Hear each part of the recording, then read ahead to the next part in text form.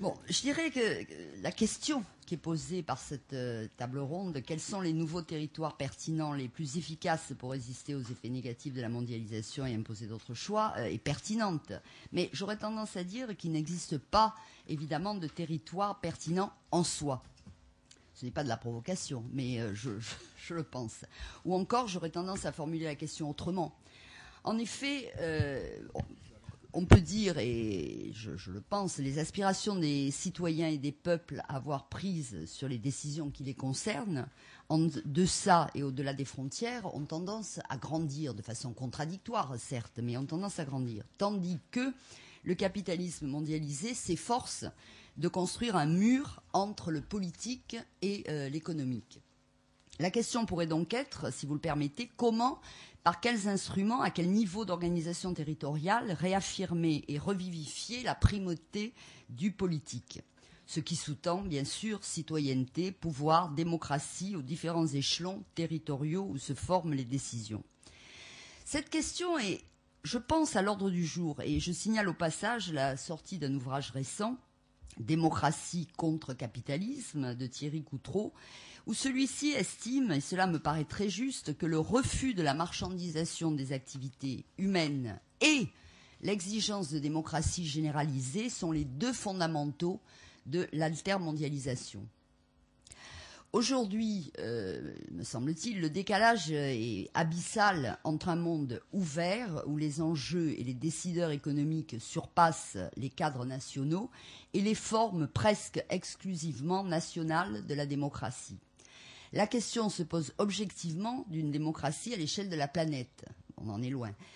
On voit d'ailleurs que les institutions internationales héritées des dernières conflagrations mondiales et destinées à faire prévaloir une certaine régulation et coopération dans le monde n'ont cessé d'être un enjeu. Elles sont aujourd'hui sous tutelle de la superpuissance économique et militaire américaine et leurs organes économiques, FMI, Banque mondiale, échappent largement aux politiques.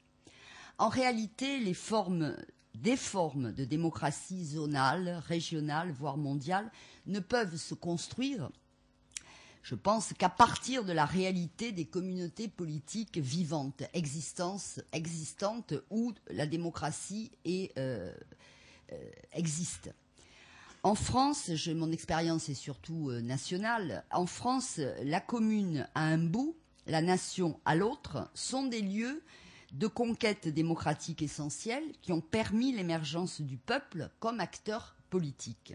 Ce sont précisément ces conquêtes, ou cette conquête du peuple acteur politique, qui sont visés par les libéraux aujourd'hui au pouvoir, parce qu'ils sont des obstacles réels au capitalisme mondialisé.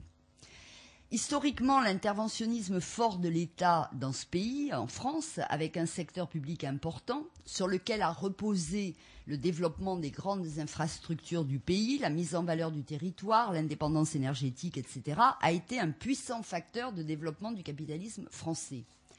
Et en même temps, il a été un puissant facteur de développement humain, instruction, santé, protection sociale, etc. Il est devenu un obstacle, tant pour le profit, puisqu'il contrarie la marchandisation des activités humaines, que pour la domination des forces du capital. Le gouvernement actuel, le gouvernement Raffarin, a mis en forme ce qui était déjà en germe, si je puis dire, à savoir la déstructuration de l'État à un bout, de la démocratie communale à l'autre, avec sa pseudo-décentralisation. En désengageant l'État des grands services publics nationaux, elle permet, cette pseudo-décentralisation, la marchandisation des activités humaines, donc dégager des taux de profit nouveaux. Elle casse les acquis démocratiques à ce niveau précisément pertinent en France, à ces deux niveaux précisément pertinents en France. Bien entendu, le capitalisme ne peut pas objectivement s'opposer à tous les acquis démocratiques, au moins là où ils existent. Ce qui lui convient, c'est de cantonner les pouvoirs qui ne sont pas les siens à des domaines non fondamentaux, de mettre en œuvre une gouvernance locale qui incite les citoyens à traiter des affaires publiques à l'ombre de leur clocher. Cette expression n'est pas de moi, elle est de Paul Fromenteil, mais je l'aime beaucoup. à l'ombre de leur clocher, laissant les choix politiques, les enjeux complexes, en réalité déterminants pour la vie de chacun, à la gouvernance mondiale et insaisissable des financiers et de la technocratie, disons, de la technocratie. Il y a débat dans la gauche politique française à l'heure actuelle là-dessus. Le Parti socialiste ayant, pour une part, accompagné cette décentralisation Raffarin.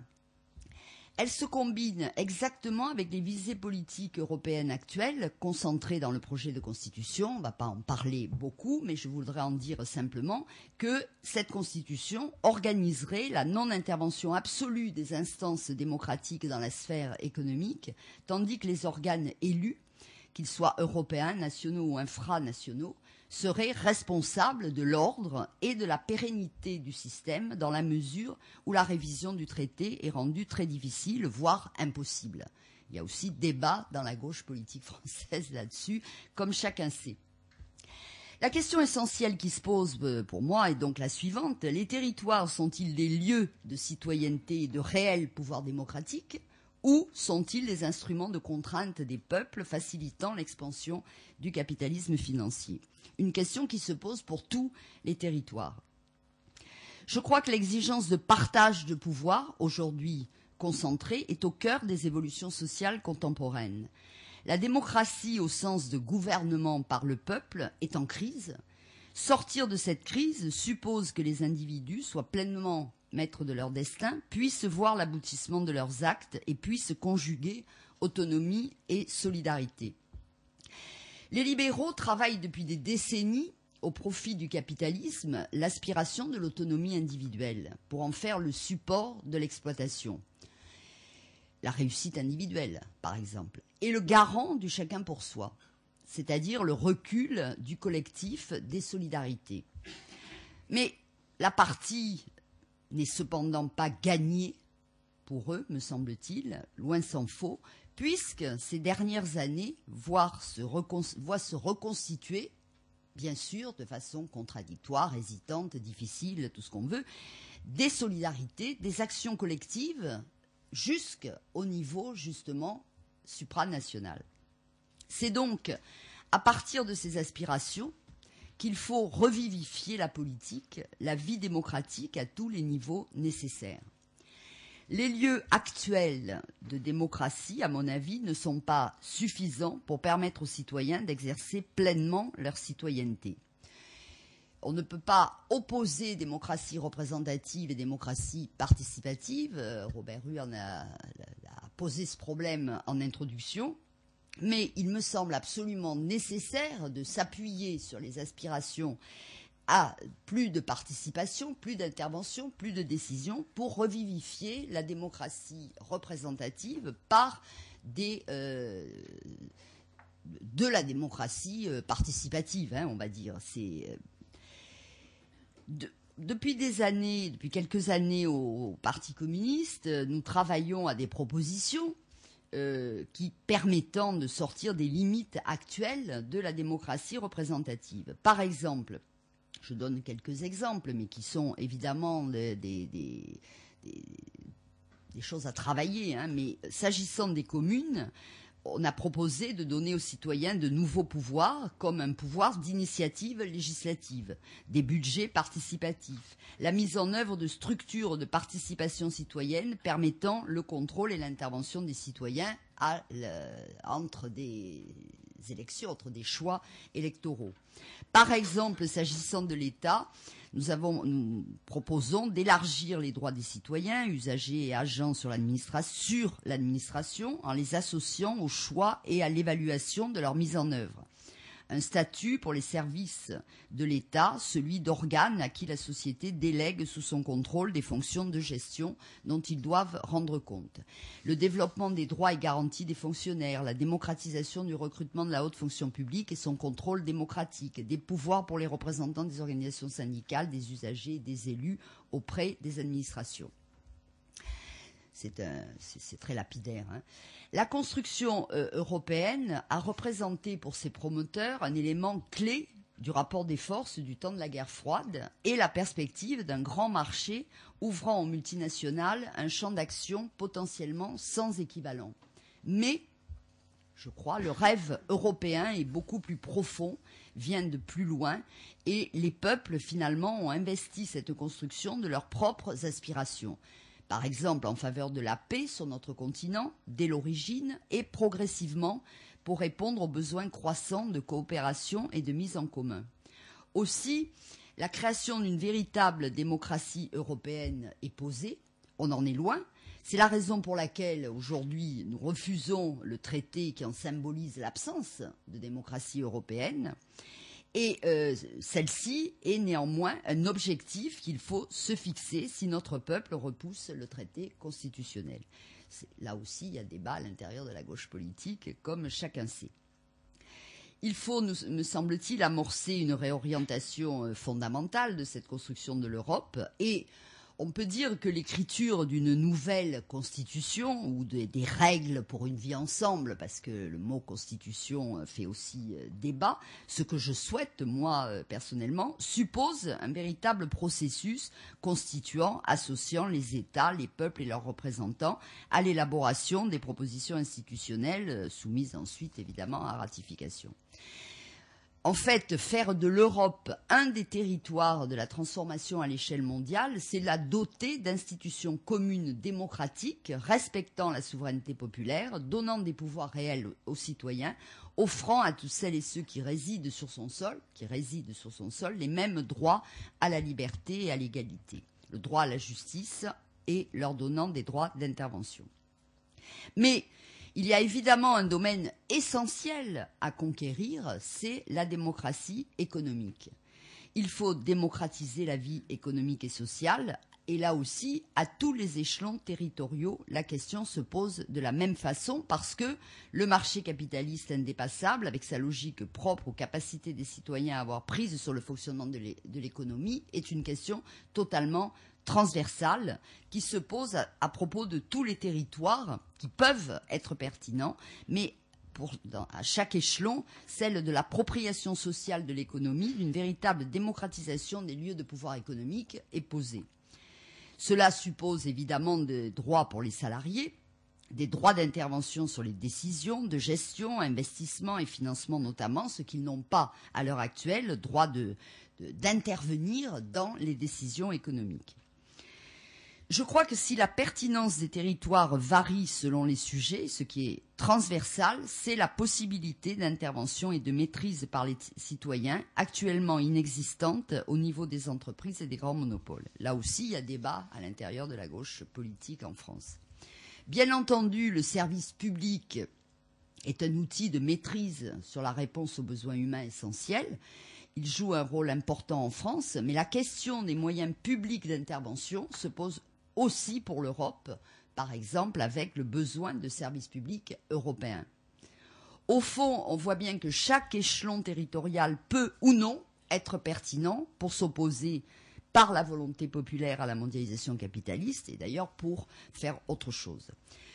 À mon sens, les territoires eux-mêmes ne sont pas immuables. C'est un principe, me semble-t-il, de réalité. Ils ne peuvent pas être immuables. Si certains, par exemple, si certains services sont du ressort des communes, des biens et richesses deviennent supranationaux. Donc, évidemment, la question se pose tout à fait autrement au fur et à mesure de l'évolution de la société. Et la maîtrise, la démocratie, la capacité d'intervention des citoyens se pose à tous ces échelons. S'agissant de la culture, on peut considérer qu'il est nécessaire de préserver la diversité culturelle. L'échelon pertinent est lié à l'histoire des peuples, des régions, des pays. Mais si on considère par exemple que l'eau est un bien commun à toute la planète, dont on ne peut pas laisser l'administration au capitalisme, la question d'un service public mondial de l'eau peut se poser et se posera. Les citoyens ont besoin au niveau des territoires existants, comme des nouveaux lieux possibles, que soit mise en œuvre la démocratie des pouvoirs à tous les niveaux de compétences possibles. À chaque territoire doivent, me semble-t-il, correspondre des pouvoirs permettant d'autres pouvoirs au plan supérieur sur des choix plus importants. Par exemple, nous avons proposé pour la France une participation des communes à l'élaboration de la loi. Je l'ai dit, une telle disposition pourrait être étendue à l'ensemble des collectivités territoriales, vers l'État, des États vers l'Europe, avec un droit de proposition législative par un nombre à définir de conseils municipaux. C'est une idée intéressante que nous avons concrètement proposée au Parlement, qui évidemment n'a pas reçu l'accord de la majorité, comme vous vous en doutez. Ce qui est indispensable pour permettre une prise de pouvoir des citoyens pour contrer le rouleau compresseur, peut-être faut-il s'interroger sur le rouleau compresseur, mais à l'heure actuelle, il est ressenti comme ça de la mondialisation capitaliste, c'est que tout niveau d'organisation territoriale puisse être un lieu de pouvoir réel, du local vers le niveau plus élevé. Et on voit bien que cela transcende les territoires. Ainsi, quand d'un côté Lionel Jospin ou aujourd'hui le gouvernement disent en gros on ne peut rien sur le marché, ce n'est pas une question de territoire, le marché étant local comme mondial. Pour conclure sur la question posée, je crois qu'aujourd'hui, il s'agit de développer des formes de citoyenneté et de démocratie qui permettent réellement au peuple d'exercer des pouvoirs, non seulement pour s'opposer à la mondialisation capitaliste, parce que les luttes s'opposent à la mondialisation capitaliste, mais pour construire des alternatives sans lesquelles le peuple reste impuissant politiquement. Je dirais que vraiment, conclusion, que moi, la période actuelle me donnerait quelque optimisme mesuré, mais quelque optimisme quand je vois au travers d'un certain nombre de rassemblements qui s'opèrent autour de la question justement du traité européen. C'est un bon exemple et un bon moment de débat de fond, que petit à petit, la volonté grandit de construire autre chose que le libéralisme qui se considérait pourtant, il y a aujourd'hui même, qui se considère comme ayant gagné la partie de façon, disons, indépassable.